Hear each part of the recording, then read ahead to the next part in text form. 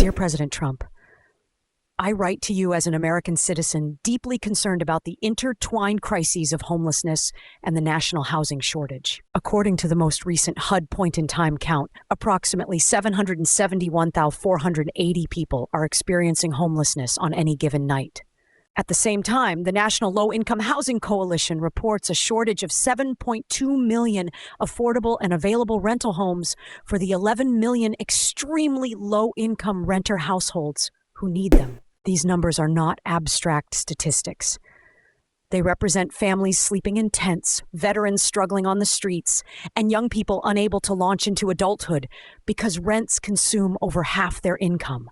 The crisis is solvable, but only through bold, supply-focused action that removes barriers to building homes while addressing the behavioral and economic roots of homelessness.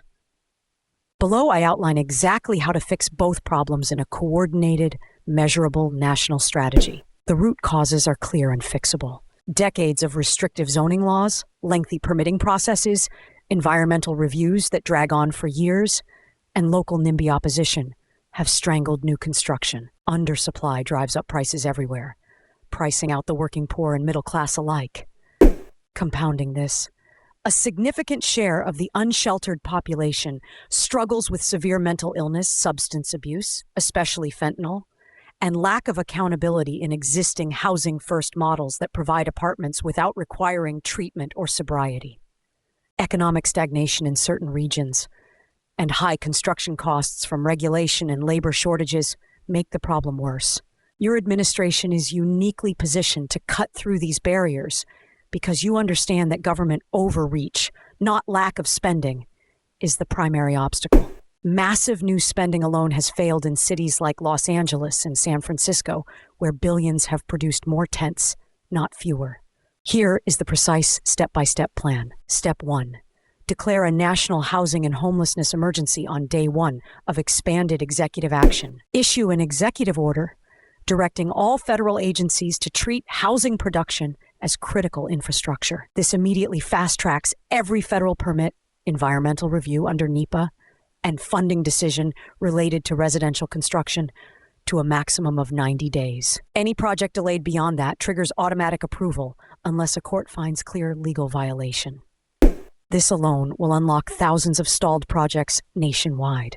Step 2.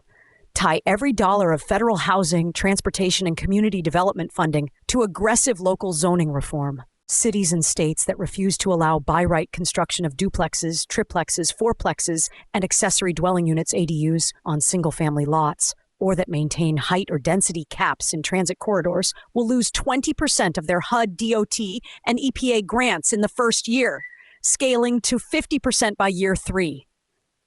Conversely, jurisdictions that eliminate parking minimums, streamline approvals to under 60 days, and pre-approve at least 3 new housing types in every neighborhood receive bonus federal matching funds equal to 10% of their annual CDBG allocation.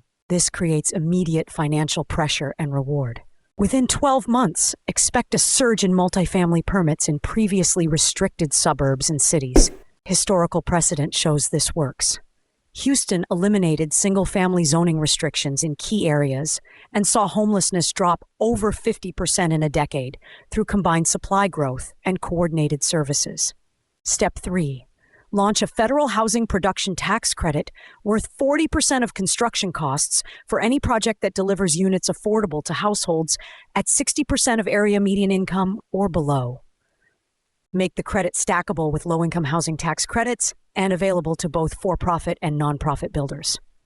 Remove the cap on total credits issued annually and extend it for 10 years. Simultaneously, eliminate all federal mandates requiring a percentage of units to be set aside if they slow overall production. Focus purely on volume. To lower construction costs further, direct the Department of Labor to expand apprenticeship programs and waive Davis-Bacon prevailing wage rules for projects under 200 units in high-need areas. Direct the Department of Energy and EPA to fast-track approvals for factory-built, modular, and manufactured housing, including relaxing transport restrictions on oversized loads. These measures can cut building costs 20 to 30% and add at least 2 million new units in the first 4 years. Step 4.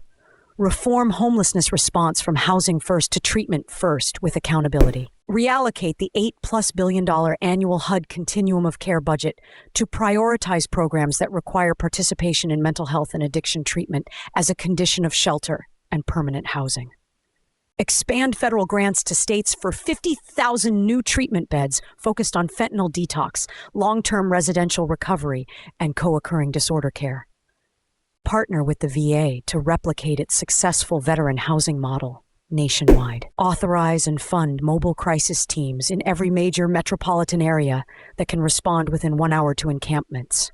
Crucially, issue clear guidance that local governments may lawfully clear dangerous encampments provided they offer immediate transport to treatment or shelter.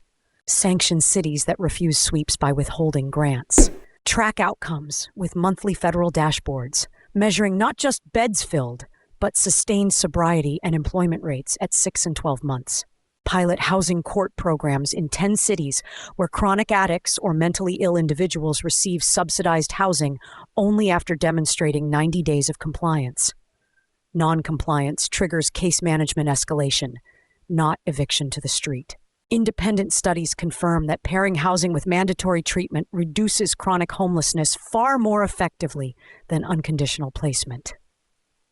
Step 5. Attack the economic drivers simultaneously. Lower energy costs through expanded drilling and nuclear permitting to reduce utility bills that currently consume 15 to 20% of low-income budgets. Reform occupational licensing and land use rules to increase labor mobility and construction capacity. Provide targeted payroll tax cuts for employers who hire formerly homeless workers for the first 2 years. These measures raise real wages and reduce the poverty that feeds the housing crisis. Step 6, implementation timeline and accountability. Year 1, emergency declaration. Zoning incentive legislation passed via reconciliation if needed. First 500,000 new units permitted. 10,000 new treatment beds funded. Encampment clearances in the 50 largest cities. Year 2. 1 million additional units under construction. Homelessness count down 25% nationally, verified by Next PT Count. Year 3. Full supply response begins lowering rents in high-cost metros by 10 to 15%, as Economics 101 predicts when supply finally matches demand. Establish an independent housing metrics commission reporting directly to you quarterly with transparent data on units permitted, rents, homelessness numbers, and treatment completion rates. If any metric lags, trigger automatic additional executive actions such as further grant cuts or expanded tax credits. Funding requires no massive new appropriation. Reallocate existing HUD, Treasury, and HHS budgets totaling over $100 billion annually by cutting ineffective programs and administrative overhead. The tax credits will be offset by the economic growth and reduced entitlement spending that follows from lower homelessness and higher employment. Private capital will flood in once regulatory risk disappears. We saw this after past deregulation waves. Objections are predictable. Some will claim deregulation harms the environment. The answer is targeted, data-driven reviews rather than blanket delays that have blocked millions of homes while sprawl continues elsewhere. Others will say treatment mandates are cruel. The data show unconditional housing fails when addiction and mental illness remain untreated, perpetuating suffering. NIMBYs will protest density. The alternative is continued generational poverty and tent cities that degrade neighborhoods. This plan balances compassion with realism by increasing supply dramatically while insisting on personal responsibility where public dollars are spent. Mr. President, you campaigned on fixing what others called unfixable. This crisis is fixable if we stop subsidizing failure and start removing the artificial barriers that prevent Americans from building the homes they need. Implement these 6 steps exactly as outlined, and we will reduce visible homelessness by half within 4 years, restore housing affordability in every major market, and give every citizen the dignity of a safe place to call home. The American people are watching and ready to support decisive leadership. I stand ready to assist in any way and urge immediate action. You're welcome. Dr. Bren Allen Jensen,